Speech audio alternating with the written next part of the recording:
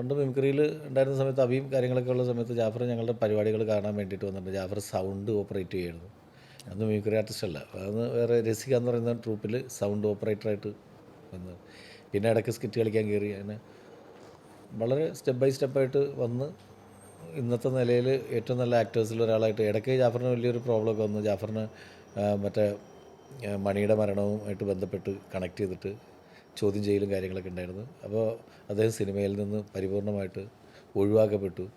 Stage ഷോകളിൽ നിന്ന് ഒഴിവാക്കപ്പെട്ടു. അങ്ങനെ ഒഴിവാക്കപ്പെട്ടു. അപ്പോൾ കാരണം നമുക്കറിയാം അങ്ങനെയുള്ളൊരു സൗഹൃദം. ഇപ്പോൾ മണി നമ്മുടെ ചങ്ക് സുഹൃത്താണ്.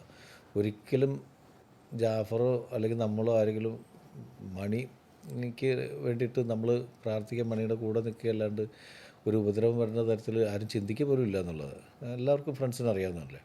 അപ്പോൾ അങ്ങനെ ഒഴിവാക്കപ്പെടുന്ന സമയത്താണ് ഞങ്ങൾ കട്ടപ്പന ചെയ്ത സമയത്ത് കട്ടപ്പന ഋതിക് ജാഫറിനെ വിളിച്ചിട്ട് ഒരു ചെറിയ വേഷം.